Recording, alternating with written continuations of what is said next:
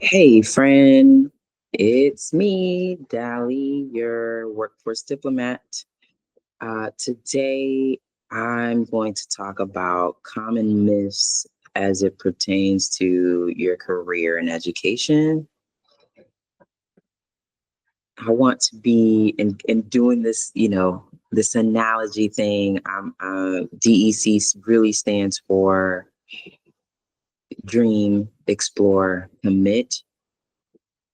We walk you through these three particular steps because we want to empower and educate you to become the driver of your career. So in covering today's common myths, I would almost say these are little voices in our heads that contribute to us disqualifying or discounting ourselves out of the job that we're actively seeking or looking at a job post and honestly not applying for. So, number one, jumping in. No one will hire me because I lack experience or degrees or have gaps in my employment, et cetera, add in no one will hire me. I want to clear the fog and say, there are jobs out here. You are uniquely qualified to do any and everything that you put your mind to that interests you specifically. The hiring of you, you creating your own business to do the thing, what makes you you is what people will hire you for. Hiring for because of experience or because of education, sad to say, I would say 90% of the jobs they're going to do on-the-job training. And so you need, I would say, from a recruiter standpoint, and as your workforce diplomat, I would almost argue that you need to be liked, you need to be charismatic, and you need to show confidence and articulate well of the experiences that relate or pertain to the job that you're applying for.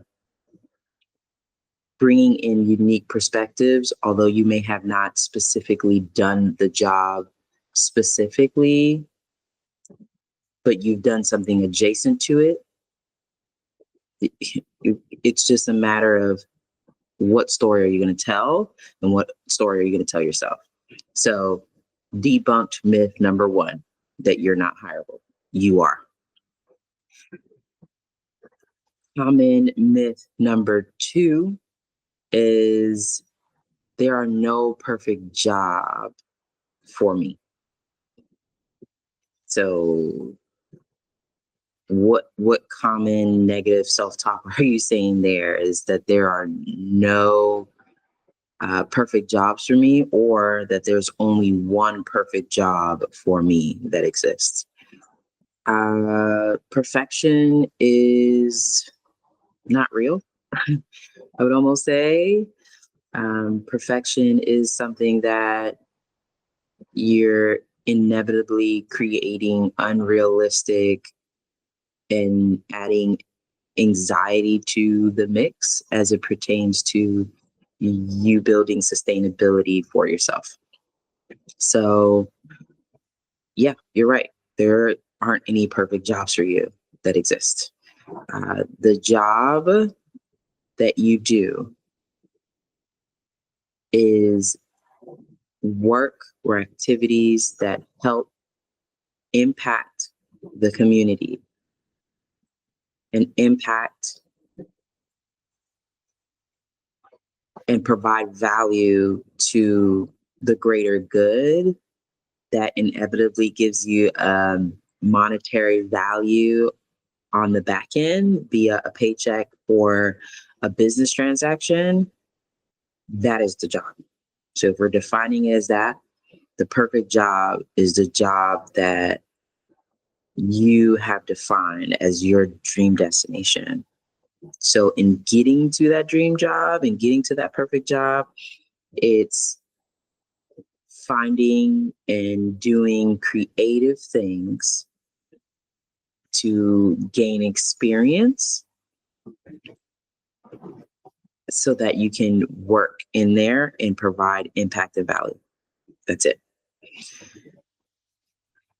I think today's going to be one of those like, hey, ranting videos, because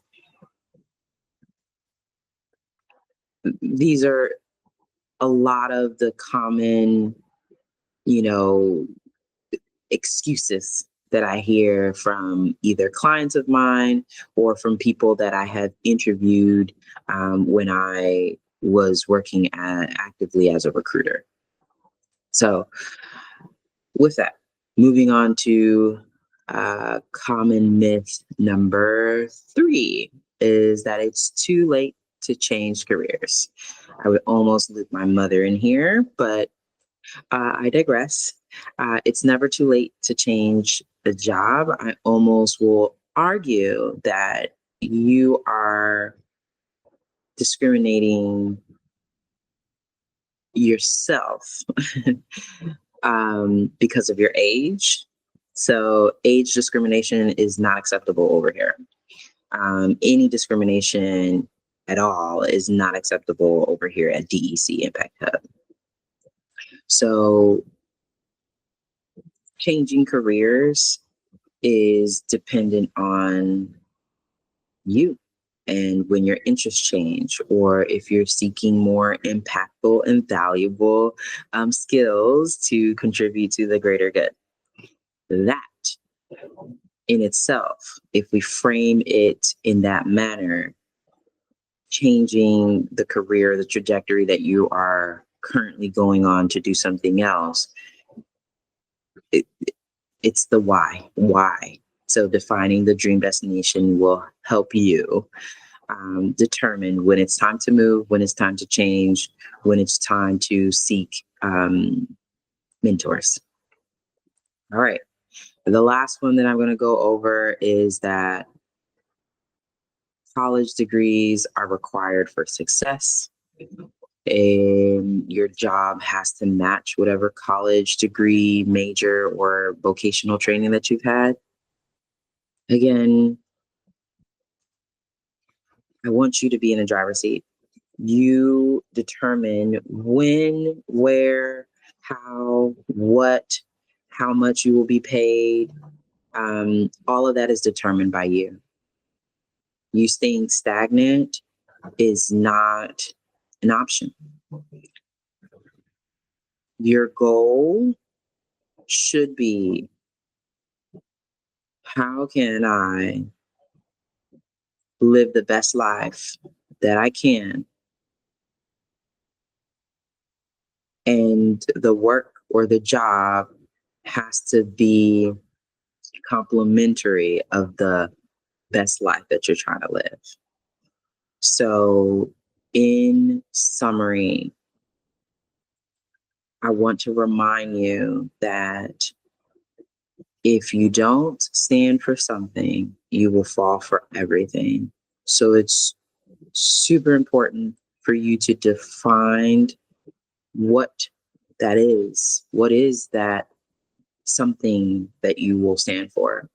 And when you are thinking of a job, it's not just a job via an employer. It's not just a job via, you know, uh, volunteering. It's not just a job. Like, the job is really the work, the contribution, the impact, the value that you are bringing to the world, the community, your family, in exchange for money. So in you defining that, that will help you debunk all of these myths, all of these negative self-talk, all of these, frankly, lies. So again, as your resident workforce diplomat, my job here is to bridge the gap between your negative self-talk, empowering you to and reframing you to your higher potential. And I'm here to educate you and create and work alongside you to build strategies on how to secure a job or how to outsource that job if you are an employer or if you're a business owner, how to outsource that so that you can do more impact, more value. With that, it was a ranty, motivational chat here today, but today's message was pointing out the common myths that I see in my clients and just in general, as it pertains to career and education. And I'm just here clearing the fog. You got this. You're the driver of your career, of your life. If you found value to this, if you know someone that are saying these common myths to you, I empower you to pay it forward and share it with someone that needs to hear this. Thank you, and I will see you in the next video.